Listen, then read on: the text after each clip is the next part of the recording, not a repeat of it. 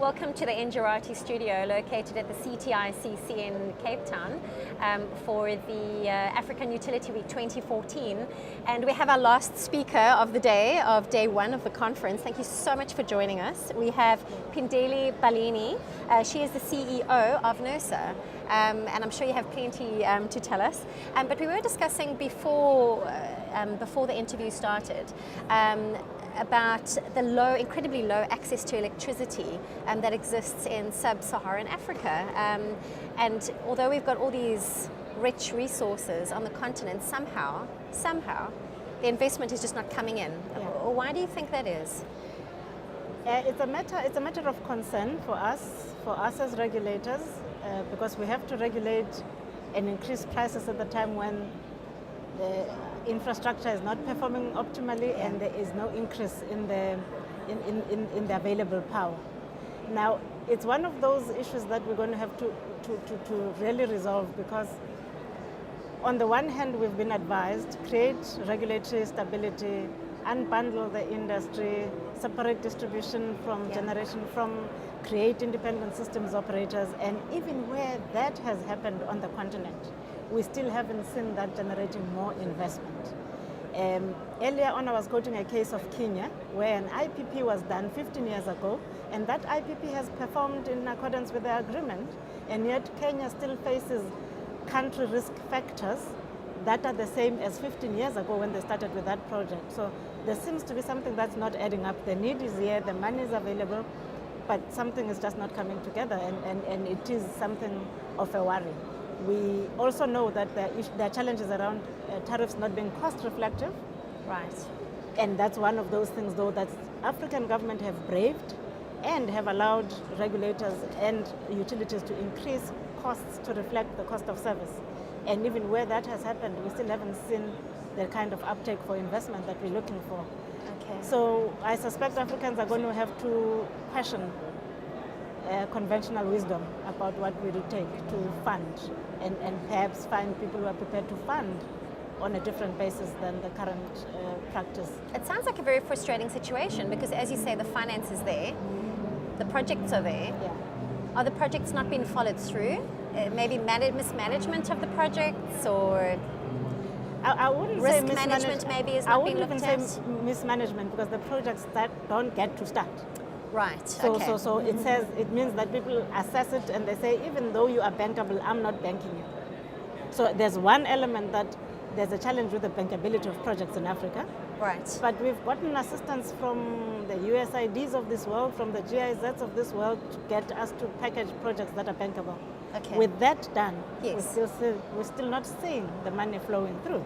I was speaking to somebody earlier about risk management and how important it is to actually get a third party sometimes on board, just to, from the outset, from the project right to the end of the project, and that'll actually improve bankability. Investors will be attracted by that, and also it'll help a project to move along. Do you think that's what it could be? Maybe they need to outsource and get third parties in? That's definitely one of the solutions, and we have seen international cooperating partners being willing to come in and provide risk mitigation participation in transactions. Yeah.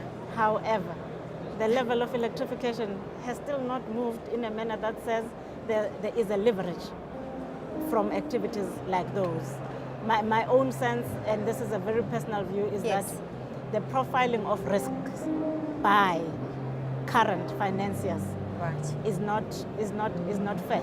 Okay, all right. Yeah. And that is what is, in your opinion, really stopping the development from taking place. Yeah. What do you think is going to resolve that? What is it going to take? It's going to take, one, Africans mobilizing African money to bank African projects that they can profile in a different manner than the conventional way of doing business. All right, so a completely different shift. A complete mindset shift. Right, okay. And do you think that's possible? Do you think it's going to take time to get there? What is it going to take to create that shift, in your personal opinion? I think enough of educated Africans who are skilled in asset management and venture capital funding are beginning to realize the value in African communities and African societies in the manner that they are organized without living up to other people's standards. There are businesses that we are beginning to see that are new, that are African born, that are, Yes. that are African grown, and they are being funded. Yes. And it is those types of funding resources that we're going to have to increasingly look towards, rather than Absolutely. conventional funds that have got so many conditionalities that we Absolutely. can never seem to meet as Africans. Now that leads me to my next question. The NERSA has launched a Learnership Programme 2014. Is this in response to that, perhaps that talent, lack of talent, skills gap? Can you expand on that? It's very interesting. Yes, I will. Generally, the country faces a skills challenge, and there are gaps at all sorts of levels. But in our case, it's very acute because there's no school where people go to learn regulation and become regulators. People go to law school, study law, become lawyers. Medical school, study medicine, become lawyers. Okay. There is no college for regulation. That's a good point. Therefore, we have to literally manufacture our own skill set. Regulators school. Of regulators. And maybe someday we'll establish a regulator university. So we need, and regulation requires really 4 disciplines. Right. It is economics, Right. finance, legal, as well as technical. Okay. And technical could be any engineering. In electricity, it would be electrical engineering. In petroleum, could be chemical.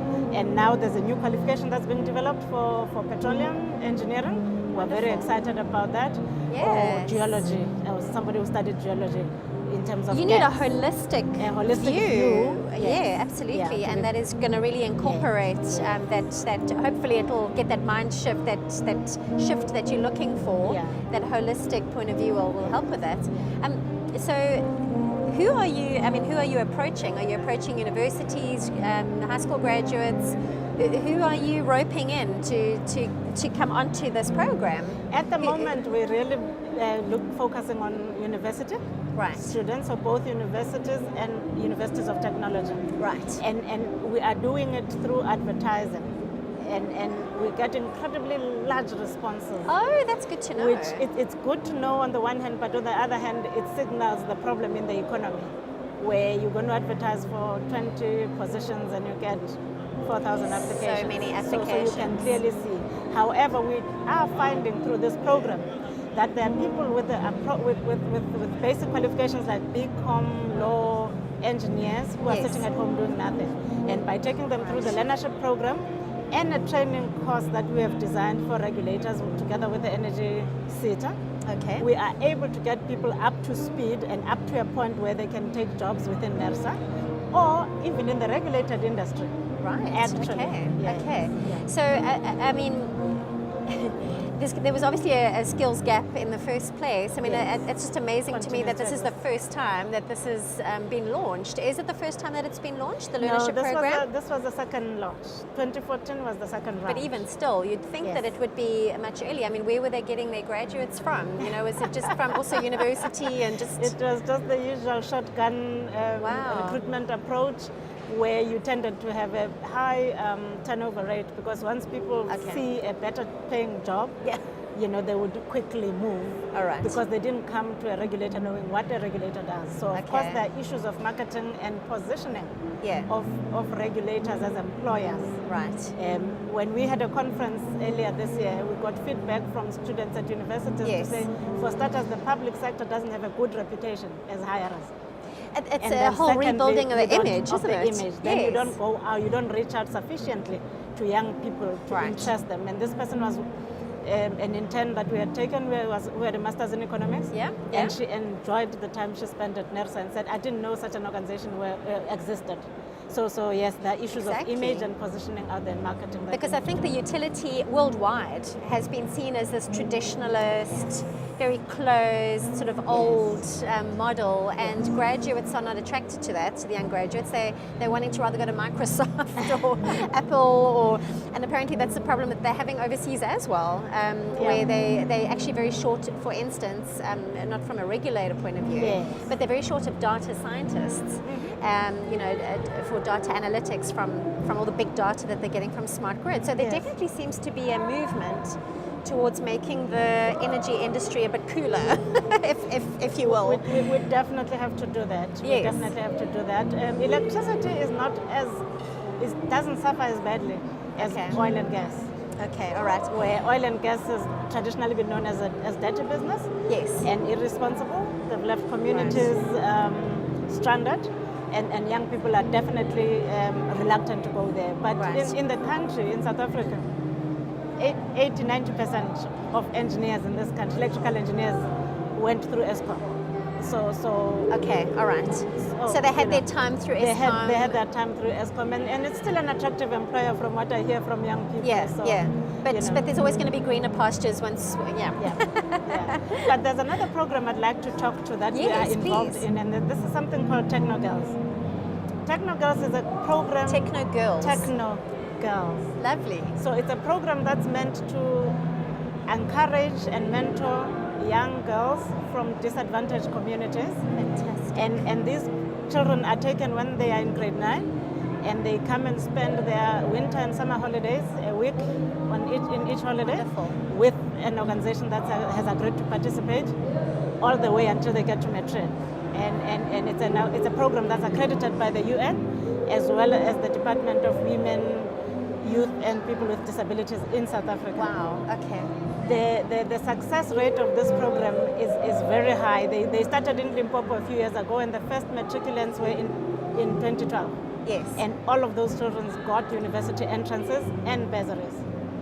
So as NERSA, we joined the program 2-3 years ago. The girls are now in grade 11, so they started 2 years ago when they were in grade 9. Fantastic. So there's definitely a result. They've got mentors within the organization, and we have just seen a very different child from the timid little girl who came in who couldn't even articulate themselves. They have now been exposed to industry, they've been exposed to people working at a high level. They speak a little bit more, they are much more confident. Lovely. And their dreams are now bigger. And it's a very exciting industry to go into, you know, I mean, so is medical and, but the energy industry is just... It's vast. I mean, so we take them to our licenses. So they spend time at ESCOM, they'll spend time with SASOL, they'll spend time with Transnet, they'll spend time with a lot of the installations in the energy sector. And the idea is to encourage them with their maths and science and generally science degrees. Right. And then hopefully we can divert them in future into either a regulator or So it's a beautiful one. We've got 5 girls from 2 high schools in Soshanguve, right, which is one of the townships outside Pretoria. Yeah. Wow. So and it's definitely on the move. You're seeing results. I mean, what more could you want? Exactly. Yes. I mean, as far as energy development in South Africa is concerned, where do you see us going? Where do you see us going? Are we on the right path? Do you see fit for more competition? Do you see what is your personal opinion on I think where we're heading? Are we heading in the right direction? Yeah, we are heading in the right direction because, for instance, for one, we've improved our planning. Yes. We've got an integrated energy plan. Yeah. We've got an integrated resource plan, which is a subset of the IEP, which essentially outlines the capital investment program for electricity. In that IRP, you've got all the sources of energy being accounted for. Just a good energy mix now, good whereas energy before mix, it was just coal. So now it. you know when renewables will come in, when gas will come in, when biogas will come in, when coal will come in, when nuclear will come in. So there's a good planning nice in healthy place. mix. Healthy.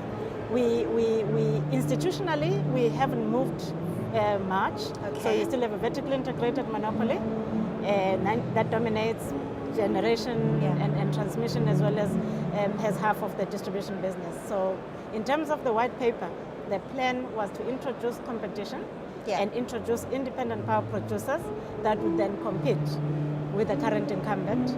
And where do we stand with that? Unfortunately, government hasn't moved fast enough to implement that. Okay. So although independent power producers have been introduced for renewable energy, they are selling to the single buyer, which is ESCOM. So whilst we are in an energy shortage situation, that's not an issue, but they will get to a point where that becomes an issue. Okay, all right. So what do you think is the solution? Do you think it's just a matter of time until government does move along and I think so. I think government is gaining more confidence. Okay. There's a bill that was put out, the independent system and market operator, that was meant to separate the system operation Yes. from generation of Eskom. Yes. So that you can have a number of generators selling through the Okay. system operator So that is and in the being pipeline. fairly dispatched. That is in the pipeline. Great. And in the one hopes that in the new administration that bill will be revived and it Yes. will be processed and finalized. Okay, well that is super, that is good news. We could chat here all night. Okay. But just my last question and then I'll let you go and enjoy your evening. What has been your general perception of the conference thus far? Are there things that you're very disappointed in that you thought perhaps would have changed and would have developed? Or are there things that you are very excited about, you know, that there's development where you thought there wouldn't be? Any trends that you've picked up that, you know, that you'd like to mention? You know, You're my reporter. I'm very impressed by the conference. It's been lovely to watch the growth of this Africa Utility Week, because the first time I participated in it, I was in a municipal environment. It was a much smaller conference. Yes, to see the number of exhibitors, just how the logistics are perfectly arranged, to look at what happens in the parallel sessions with all the resource people around the parallel sessions, the workshops that are being run within the exhibition area. Yeah. I think we're on to a good thing. And there seems to be a lot of interest in Africa. There's a lot of interest in Africa. Yeah. I met colleagues that I was with in Nairobi here. So they have, this ESI has really positioned this conference properly within the continent. My organization had to reschedule its event so that it doesn't clash with this. Fantastic. Because people wanted to be here. So I think. Well, I'm thrilled that you are here because we ESI. get a little bit of insight into what's been going on in the background. Yeah. But thank you very much for joining us. I won't keep you any longer. All right. I hope you enjoy the rest of the conference and that you gain much success from it. To our viewers, thank you very much for joining us. Please note that there will be a number of interviews carried out over the next 2 days of the conference. Please feel free to watch all of them. Thank you.